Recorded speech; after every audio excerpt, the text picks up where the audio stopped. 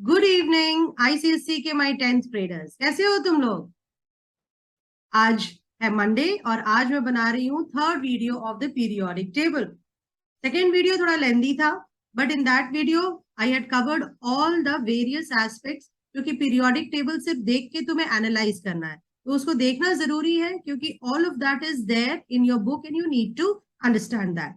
आज हम क्या करेंगे? Today I will be starting off with periodic trends.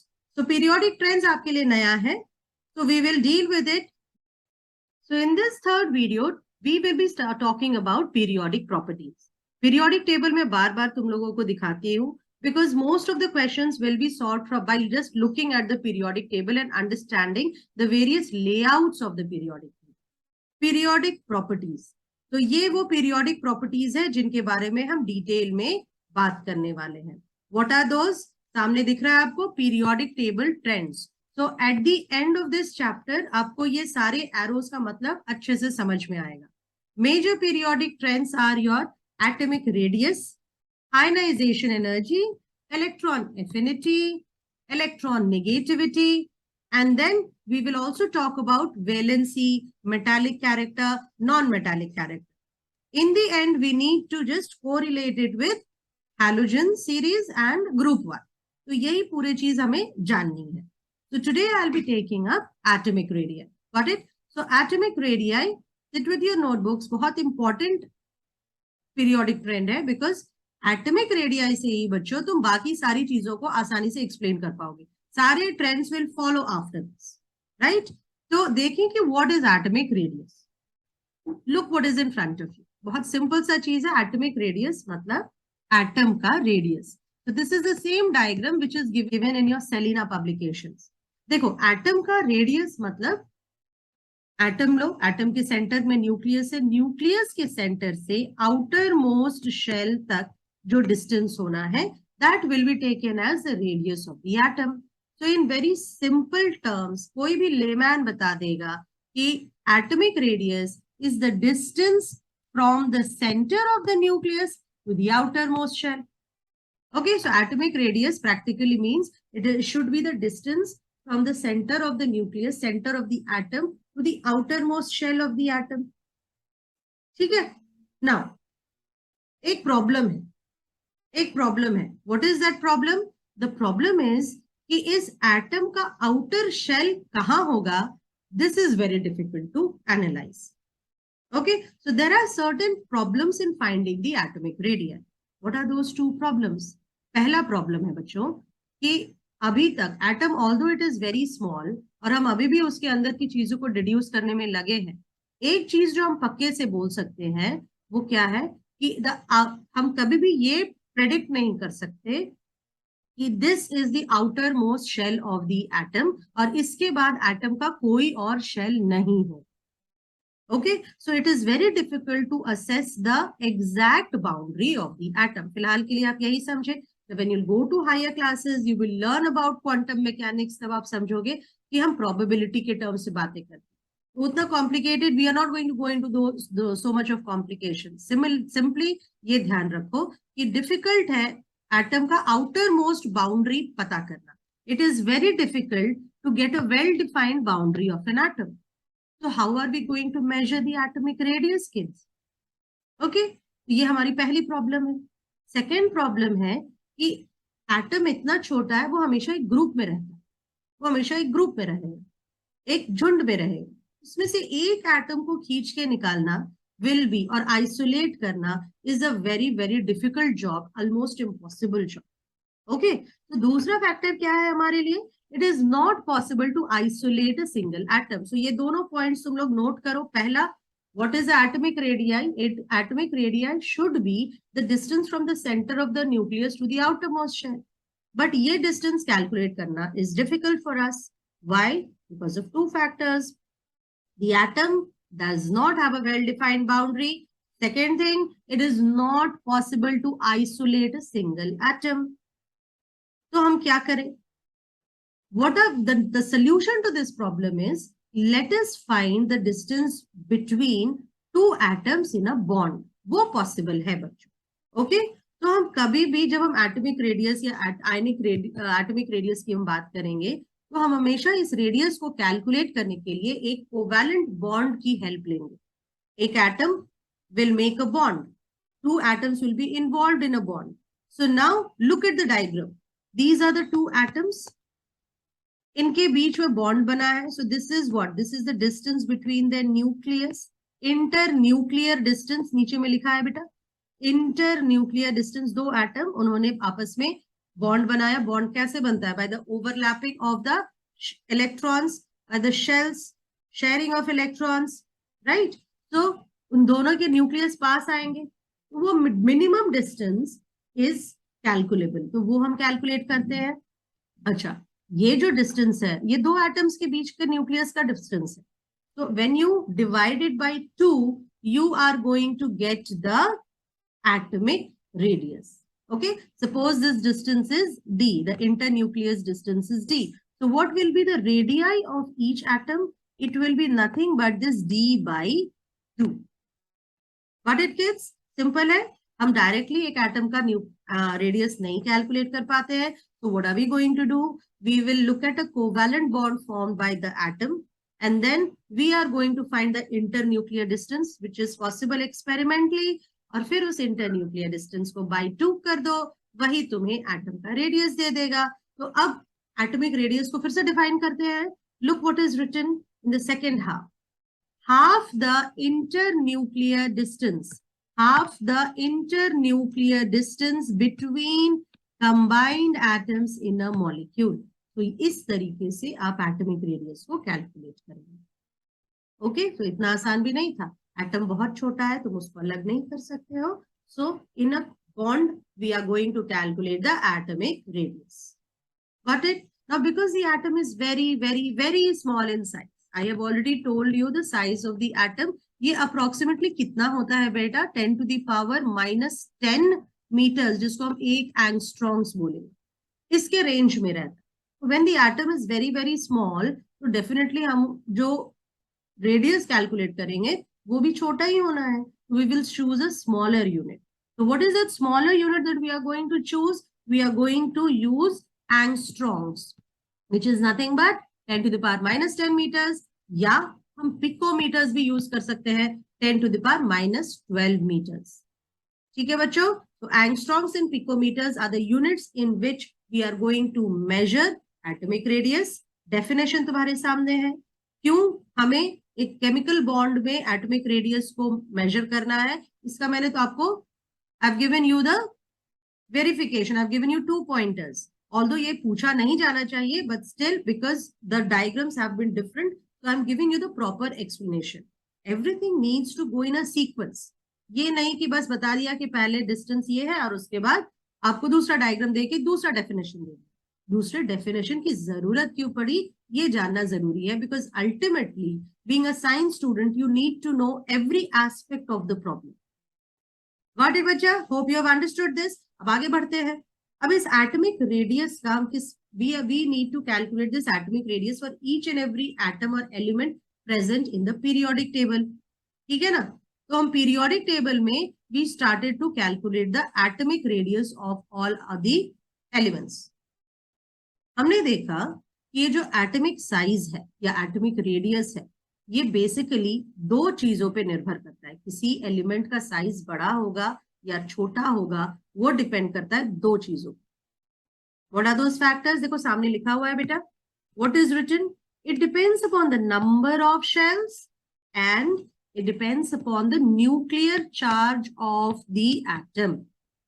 मतलब न्यूक्लियस में कितने प्रोटॉन्स और न्यूट्रॉन्स है वो इस पे डिपेंड करेगा, और दूसरा कितने शेल्स है न्यूक्लियस के अबाउट उसमें डिपेंड करेगा. ओके, सो 2 फैक्टर्स, ये 2 ही फैक्टर आपको याद भी करना है.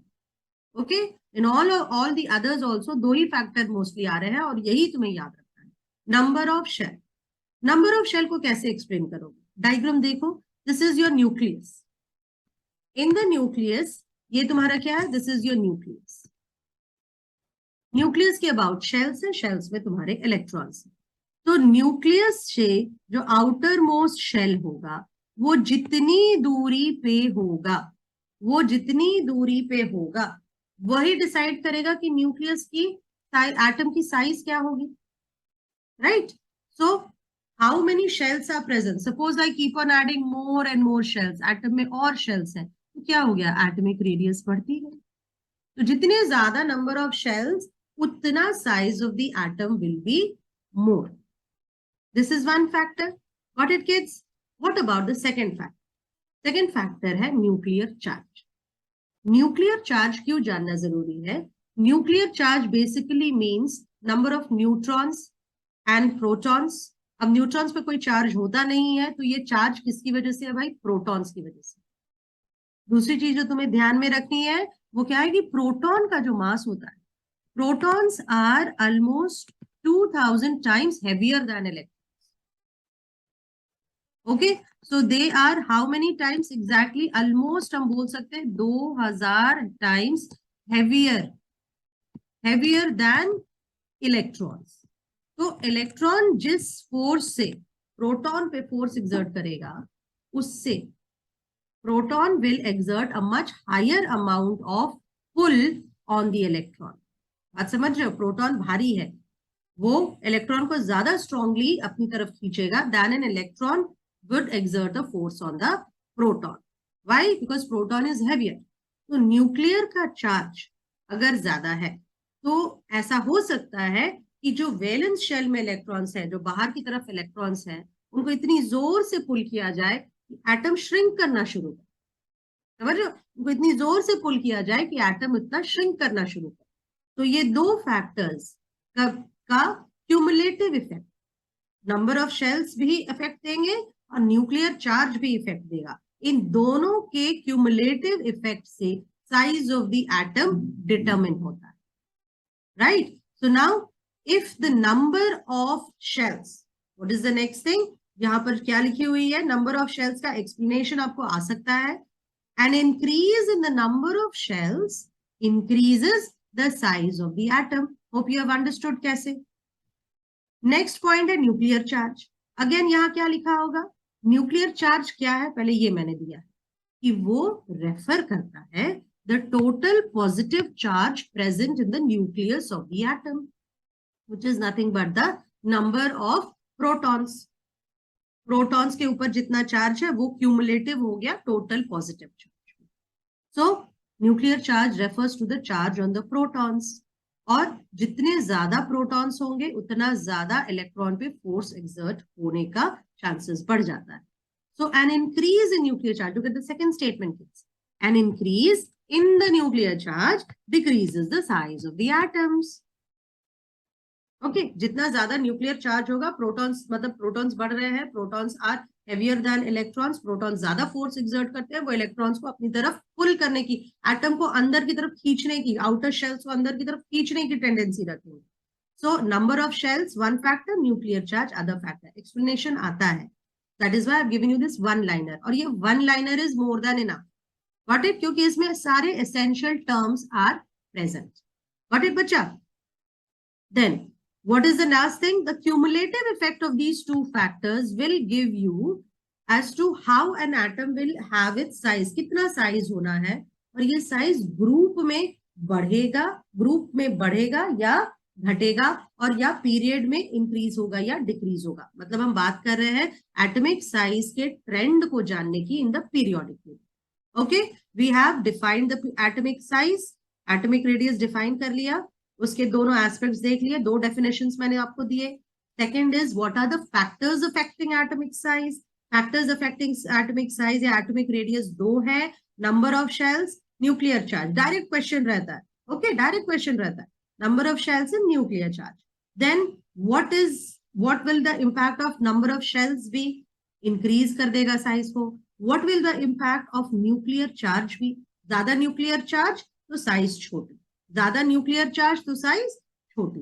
अब देखते हैं इन दोनों को मिला के पीरियोडिक टेबल में क्या होने वाला. ओके, तो देखो ये डायग्राम इन फ्रंट. तो पीरियोडिक टेबल बेसिक लेआउट रखा हुआ है और उसमें एटम की साइज दिखाई जा रही है. Red red red red balls दिख रहे हैं आप लोगों को. They are just designating the size of the atoms. क्या देख रहे हो कि when you are moving from left to right, ये हो गया लेफ्ट साइड, ये हो गया राइट साइड. बेटा लेफ्ट टू राइट बॉल्स की साइज को क्या हो रहा है, छोटी हो रही जा रही है, they are getting smaller, this is a bigger ball and this is a smaller ball. ये देखो, तो जब तुम लेफ्ट टू राइट आ रहे हो पीरियड में तो साइज छोटी हो रही है, ठीक है ना, साइज छोटी हो रही है। अब इसका रीजन तुम्हें देखना होगा, why does it happen. For this बच्चों याद करो क्या बताया था मैंने, left to right, let us see our first rule, our lithium, lithium के बाद क्या आता है, beryllium, boron, this is what, this is your second period, मैं सेकेंड पीरियड की बात, okay, lithium, beryllium, boron, carbon, nitrogen, oxygen, fluorine and neon, ठीक है, यही मेंबर्स हैं हमारे सेकेंड पीरियड। तो सेकेंड पीरियड मतलब ये जो एटम की साइज बताई जा रही है वो टेक्निकली इनका है। तो तुम क्या देख रहे हो कि लिथियम की साइज बड़ी है और फ्लोरीन की साइज छोटी है ना। अब बेटा यहाँ पर in the same trend let me right the atomic numbers, lithium का है 3, beryllium 4, boron 5, carbon 6, nitrogen 7, oxygen 8, fluorine 9 and neon 10, ठीक है। So if lithium is 3, let us write the electronic configuration. अब हम क्या करने जा रहे हैं, I am writing the electronic configuration of lithium atom. तुम लोग भी कोशिश कर सकते हो, समझने की कोशिश कर रहे हैं कि क्यों ये साइज का ट्रेंड हमें दिख रहा है, लिथियम का एटम बड़ा है और फ्लोरीन का एटम बहुत छोटा है। Now in a period what happens, एक ही शेल में सबके वैलेंस इलेक्ट्रॉन्स जा रहे हैं, तो lithium is 2 1, beryllium 2 2, boron 2 3, am I correct, याद है, मेरे साथ लिखोगे तो प्रैक्टिस भी हो जाएगी, है ना, तो कोशिश करेंगे कि नोट करेंगे। कार्बन 2 4, सिमिलरली नाइट्रोजन 2 5, ऑक्सीजन यहां थोड़ा कंजेस्टेड हो रहा है, मैं लिख रही हूं 2 6, फ्लोरीन 2 7, नियॉन 2 8, ठीक है। तो आप क्या देख रहे हो कि शेल साइज सेम है, तो यहां पर अगर मेरा पॉजिटिव चार्ज है और ये lithium atom, okay, lithium atom है, लिथियम एटम में हमारे पास 2 शेल्स हैं और सेकेंड शेल में एक ही इलेक्ट्रॉन, जबकि फ्लोरीन में हमारे पास अगेन 2 ही शेल हैं, पर हमारे पास अब कितने इलेक्ट्रॉन्स हैं वैलेंस शेल में, हमारे पास 7 इलेक्ट्रॉन्स हैं, 5 6 7, राइट। अब यहां पर क्या होने वाला है, what is happening, the distance is not changing from the center of the nucleus, ये डिस्टेंस दोनों में, सेकेंड शेल है तो डिस्टेंस तो बढ़ी नहीं न्यूक्लियस और आउटर मोस्ट शेल की, लेकिन क्या हो गया, न्यूक्लियर चार्ज जो था वो बढ़ गया। लिथियम में तुम्हारे पास 3 प्रोटॉन एक्ट कर रहे हैं 3 इलेक्ट्रॉन, है ना, और प्रोटॉन का मास हैवी है, प्रोटॉन का फोर्स भी एक्सर्ट बहुत हैवी ज्यादा होता है देन द इलेक्ट्रॉन्स।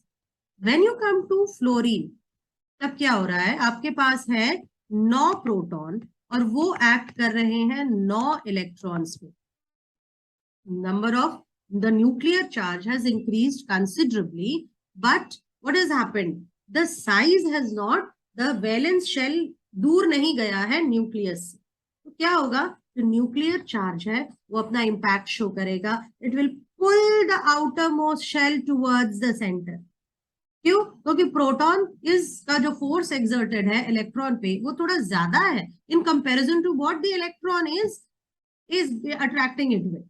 तो इसी वजह से अगर तुम्हारा न्यूक्लियर चार्ज बढ़ गया है और दूरी नहीं बढ़ी है, तो क्या होगा, ये न्यूक्लियर चार्ज उसको अंदर की तरफ पुल इन करेगा, द वैलेंस शेल को पुल इन करेगा, and this is the reason कि जो फ्लोरीन का एटम है वो छोटा है in relation to your lithium का atom.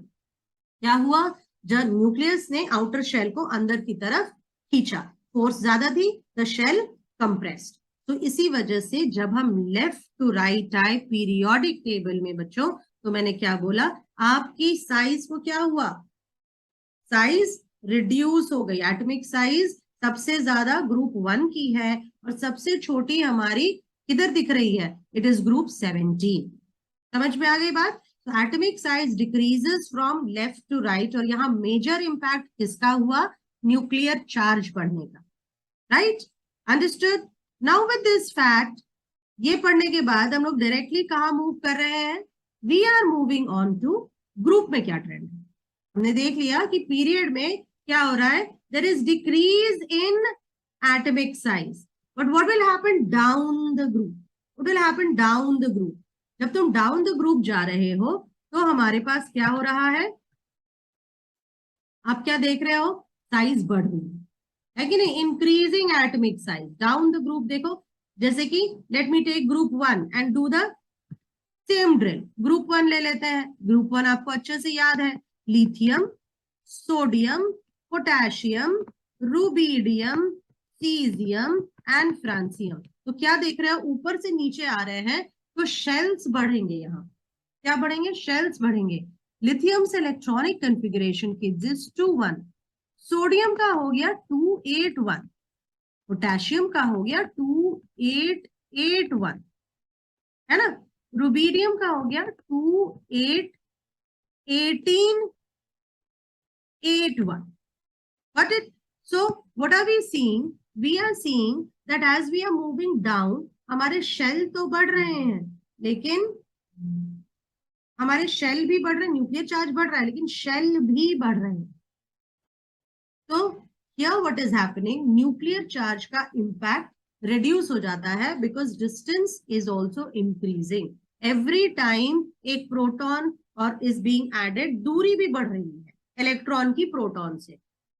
That is why what are we finding, that the size is decrease, the size is increase. What it? तो atomic size increase होगी जब तुम ग्रुप में ऊपर से नीचे आ रहे हो, क्योंकि हर एलिमेंट के साथ एक नए शेल का एडिशन हो रहा है। हर एलिमेंट के साथ एक नए शेल का एडिशन हो रहा है। So now you can write the trend. क्या होगा? Atomic size increases down the group and atomic size decreases along a period. Question में पूछेगा आपको, what happens when you move from left to right in the periodic table?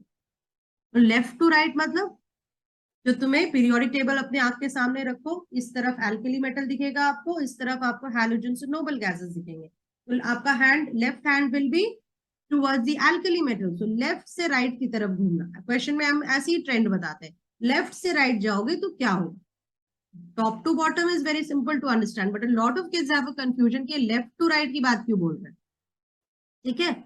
So hope you won't get confused over this point. So you only need to remember the trend and the explanation of the trend. Okay, when we are increasing, the atomic size increases down the group. क्यों increase करता है down the group? Because every time a new shell gets added, the nuclear charge gets neutralized with the increase in distance. Therefore हम देखते हैं कि ऊपर से नीचे आते वक्त हमारी साइज एटम की बढ़ती जा रही है। हर कंसेक्यूटिव मेंबर के बाद हमारी साइज बढ़ती जा रही है। But when you're moving from left to right, what is happening? Shell वही रह रहा है, इलेक्ट्रॉन बढ़ रहे हैं, but shell is distance from the nucleus is not changing.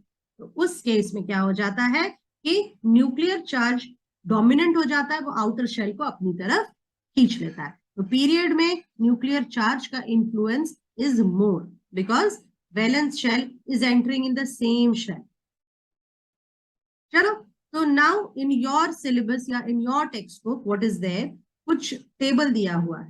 तो ये समझने के बाद वो टेबल समझना बहुत ही इजी हो जाता है। Now for that table again I'll show you the periodic table. Periodic table फिर से ध्यान से एक बार फटाफट देख लो बच्चों, क्या है? I want you to specifically look at group 1. Group 1 देखो बेटा, यहाँ पर ग्रुप 1 में lithium, sodium, potassium, rubidium, caesium, francium. Okay, so group 1 के मेंबर्स को हमने देख लिया। Now the moment we saw group 1 के मेंबर्स, ग्रुप 1 को देखने के बाद this is what down the group का ट्रेंड पढ़ने के लिए हम ग्रुप 1 का हेल्प लेंगे। तो आपके सिलेबस में डाउन द ग्रुप ट्रेंड पढ़ने के लिए हमेशा ग्रुप 1 का ग्राफ होगा, और अलोंग द पीरियड ट्रेंड देखने के लिए, मतलब ये वाली ट्रेंड देखने के लिए पीरियड 2 को लेंगे, lithium, beryllium, boron and so this one we'll start from in this. तो एक ग्राफ में दिखाऊंगी for period reading and one graph will be for group reading, कि ग्रुप में किस तरह से फ्लक्चुएशंस हो रही हैं और पीरियड में किस तरह से फ्लक्चुएशंस हो रही हैं। Right? So let us look at the experimental data. ये डेटा आपके बुक में भी ये टेबल दी हुई है, I have used the same table, ठीक है। You don't have to remember the figures of the table, आपको इसमें कोई भी डाटा याद नहीं रखना है, आपको सिर्फ साइज को एनालाइज करना आना चाहिए। ओके, तो पहले देखो मैंने एक ग्राफ आपको शो कर दिया है। Graph is will you not find in your Selina, but कुछ बच्चों को ग्राफ ज्यादा अच्छे से क्लिक करता है।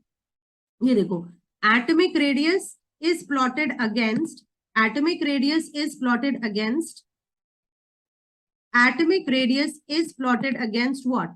It is plotted against atomic number. Now let us look at this graph, kids. और यहाँ पर ट्रेंड दिखाया गया है पीरियोडिक टेबल में अक्रॉस अ पीरियड।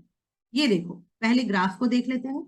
ग्राफ में देखो एटॉमिक रेडियस दिया है मैंने, एटॉमिक रेडियस को प्लॉट किया है एटॉमिक साइज से, एटॉमिक नंबर से, atomic number against atomic radius. We have taken the members of the second period. Okay, second period के members हैं. What are those members? They are lithium, beryllium, boron, carbon, nitrogen, oxygen, fluorine. तुम देख रहे हो कि lithium की size सबसे ज्यादा है, सबसे बड़ी है, और फ्लोरीन की साइज इज मिनिमल, सबसे छोटी साइज एटॉमिक रेडियस फ्लोरीन की। You can also compare it with this table. अब ये टेबल आपके सेलिना में दी है। ओके, तो यहां पर I will highlight the atomic radius का वैल्यूज। तो lithium has a size of 152 picometres, beryllium का उससे कम है 122, एंड फाइनली जब आप फ्लोरीन के पास पहुंचते हो तो it's just 64 picometres. You can see the phenomenal decrease in size. Okay, ये हो गया तुम्हारी पीरियड के लिए graph. Now let us see, quickly have a look at the trends of the group. Group में again, which group am I taking? I am taking group 1. Group 1 के elements, they are here kids, hydrogen, lithium, sodium, potassium, rubidium, cesium. आपने इनके electronic configuration भी देखे बेटा। Rubidium, look at the electronic configuration, और ये देख के तुम देख रहे every time a new shell is being added. So look at the diagram also. ये जो diagram है ये भी बहुत explanatory है। कुछ बच्चों को ये क्लिक करता है, कुछ बच्चों को ग्राफ क्लिक करता है। सो मैंने दोनों चीजें लगा के आपको दी है। You are seeing that in a group. Data देखो, एक्सपेरिमेंटल डेटा देखो बच्चों। एक्सपेरिमेंटल डेटा क्या दिखा रहा है आप लोगों को? That the size of hydrogen atom is 37 picometers and the size of cesium atom is 262 picometers. मतलब ऊपर से नीचे आते वक्त साइज फिनोमिनली इंक्रीज कर गई। इसी चीज को ग्राफ में देखो, अगेन जैसे पिछले बार पीरियड वाले ग्राफ हमने देखे थे, ग्रुप का ग्राफ हम देख रहे हैं। Again I am telling you, please don't learn the values, आपको ट्रेंड सिर्फ याद रखना है कि इंक्रीज कर रही है और डिक्रीज कर रही है। Got it? So again look, let us very quickly look at this. Atomic radius को प्लॉट किया है एटॉमिक नंबर के against. We have taken the example of first group 1। तो लिथियम से बड़े ऊपर चले तो सोडियम मिला, सोडियम की साइज बढ़ गई। Then from sodium we moved on to potassium, potassium की size is further higher. You can see it from the graph. Okay, you can very well see it from the graph kids कि potassium की size बढ़ गई है। Then rubidium and caesium. I have also given you for halogens, halogens का भी graph यहाँ पर हमने दिया है। तो फ्लोरीन की साइज सबसे छोटी, then chlorine, then bromine and then iodine. तो hope this fact is clear. हमें क्या पढ़ना है? हमें ग्रुप ट्रेंड पता है होना चाहिए एटॉमिक रेडियस का। It decreases along a period and increases down. ठीक है, decreases along a period and increases down the group. Right, now एक और चीज इसमें पढ़नी है एटॉमिक रेडियस में। द लास्ट पॉइंट इज हमें आयनिक रेडियस भी जानना है। आयनिक रेडियस मतलब एटम में से एक इलेक्ट्रॉन निकला, कटायन बना, या एटम में एक इलेक्ट्रॉन आया, अनायन फॉर्मेशन। सो कटायन की रेडियस क्या होगी और अनायन की रेडियस क्या होगी? क्या ये सेम होगी विद द एटम या ये डिफरेंट होगी फ्रॉम द पेरेंट एटम? मतलब जिस एटम से ये बना है उसके जैसी ही होनी है, उतनी ही होनी है, या उससे कम या ज्यादा होनी है? This is what you need to know. So what is the term? Ionic radii, ion का रेडियाई. अब हम एटॉमिक रेडियाई की बात नहीं कर रहे, हम आयन के रेडियाई की बात कर रहे हैं. So let us see a cation first. cation कैसे बनता है? अगर ये हमारा एटम A है, let it be any atom. If this atom loses an electron, तो ये एक पॉजिटिव चार्ज शो करेगा. लूजिंग एन इलेक्ट्रॉन मतलब now the number of electrons inside the atom is less than the number of electrons than the parent atom. इसीलिए उस पे हम +1 charge देखते हैं, उस पे एक पॉजिटिव चार्ज बढ़ गया है. Got it? So let us look at the diagram over here, kids. In this parent atom लिखा है यहाँ पर, और ये है तुम्हारा कटायन. पेरेंट एटम में कितने इलेक्ट्रॉन्स दिख रहे हैं? 1 2 3 4 5. So I have got 5 electrons in the parent atom. 5 electrons है तो 5 protons भी होंगे. 5 protons are acting on 5 electrons. When this atom loses an electron, अब क्या है? क्या प्रोटॉन का नंबर चेंज हो गया? नहीं, प्रोटॉन का number remains the same. But I am seeing in this diagram that I have got only 4 electrons and 5 protons. Protons तो चेंज होते नहीं है क्योंकि वो तो न्यूक्लियस में है. तो 5 protons अब 4 इलेक्ट्रॉन पे काम कर रहे हैं. आउटर मोस्ट शेल के इलेक्ट्रॉन्स को अंदर खींच लेंगे. क्या होगा? वैलेंस शेल डिस्टेंस अब क्या है? कम इलेक्ट्रॉन्स है, प्रोटॉन तो उतने ही है. प्रोटॉन का फोर्स थोड़ा ज्यादा होता है, तो it will pull the valence shell towards the centre. तो क्या हम पाते हैं कि जो कटायन होता है वो पेरेंट एटम से छोटा हो जाता है. पेरेंट एटम से छोटा होता है. इसको ऐसे समझो, पहले 5 इलेक्ट्रॉन 5 प्रोटॉन 5 इलेक्ट्रॉन पे एक फोर्स एक्सर्ट कर रहे थे, एक फिक्स साइज था. अब प्रोटॉन का फोर्स उतना ही है, 5 प्रोटॉन ही है, लेकिन इलेक्ट्रॉन कम हो गए, तो इलेक्ट्रॉन को जोर से अपनी तरफ खींचेगा. Because now 5 protons acting only on 4 electrons. उन 4 इलेक्ट्रॉन को थोड़ा ज्यादा फोर्स लगेगा. They will be pulled towards the nucleus. This is why we find that the parent atom is having a bigger size than the cation. क्या? Parent atom की size बड़ी है cation से, या कटायन की साइज छोटी है. ठीक है, कटायन की साइज छोटी है. फाइन. अब इसी का जस्ट उल्टा होगा अनायन में. अनायन में क्या है? पेरेंट एटम का साइज क्या है? अभी again I have taken the example of this atom. इसमें चलो काउंट करते हैं. We have got 6 electrons and we have got 6 protons parent atom में. When it is gaining an electron, मतलब इसे एक इलेक्ट्रॉन मिल रहा है, इसके वैलेंस शेल में एक इलेक्ट्रॉन आके घुस रहा है, तो अब इसके पास है 7 इलेक्ट्रॉन्स और प्रोटॉन्स का नंबर तो फिक्स्ड है. पहले 6 प्रोटॉन 6 इलेक्ट्रॉन पे फोर्स लगा रहे थे, अब 6 प्रोटॉन को 7 पे फोर्स लगाना पड़ रहा है, 7 इलेक्ट्रॉन्स पे फोर्स लगाना पड़ रहा है. तो पर इलेक्ट्रॉन जो फोर्स है वो थोड़ी कम हो गई है ना. पहले पेरेंट एटम में जितना फोर्स था और अनायन में जितना फोर्स होगा उसमें थोड़ा सा रिडक्शन हो जाएगा. And that will cause what? Electrons को थोड़ी छूट मिल गई, तो बाहर भागेंगे, वो न्यूक्लियस से दूर भागेंगे. तो we find that the anions are bigger in size than the parent atom. Okay, anions are bigger in size than the parent atom. Now इसी चीज को मैंने समअप किया है इस स्लाइड में, सारे पॉइंटर्स डाल दिए हैं. What, let us talk about the cation first. तो कटायन में तुम क्या देख रहे हो? I will very quickly go through this slide.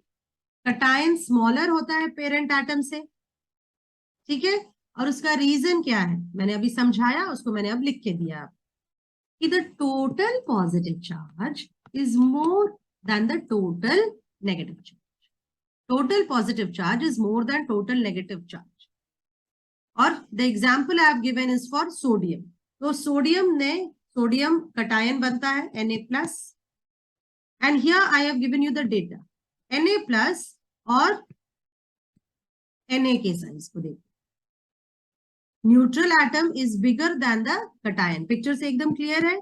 Neutral atom is bigger than the cation. Cation की साइज है 1.16 एंगस्ट्रॉम्स और सोडियम एटम की साइज है 1.54 एंगस्ट्रॉम्स.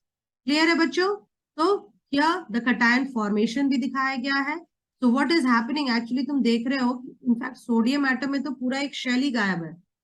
बिकॉज वैलेंस शेल में एक ही इलेक्ट्रॉन थे, वो निकल गया, right? So this is all you need to remember about ionic radii. Similarly let us read for anions also. मतलब एग्जाम पॉइंट ऑफ व्यू में अगर आपको लिखने आ गया तो एग्जैक्टली आपको क्या देना है.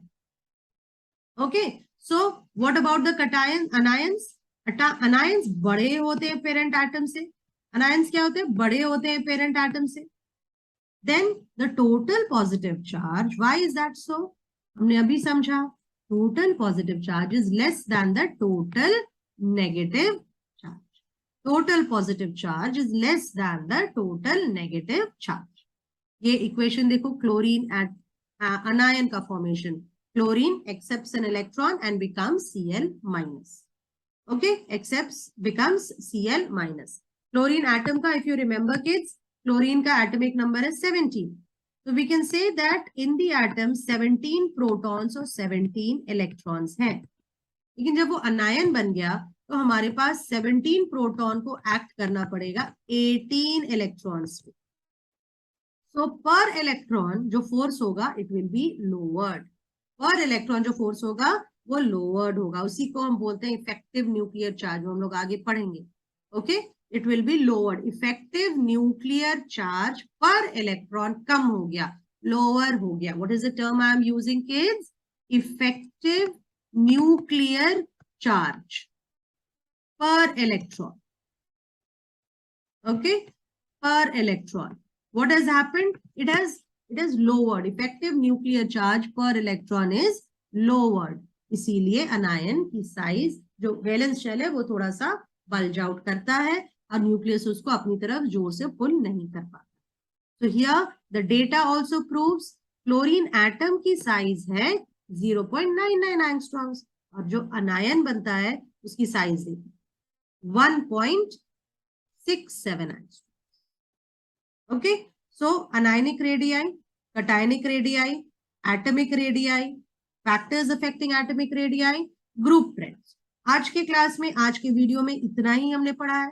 अगले क्लास में, अगले वीडियो में we are going to take up the questions related to this. इसमें क्या मेजर क्वेश्चन आता है and then another group trend, another periodic trend. Sorry, periodic trend में we will take up ionisation energy and electron effect. ठीक है बच्चों. So, till then, bye-bye.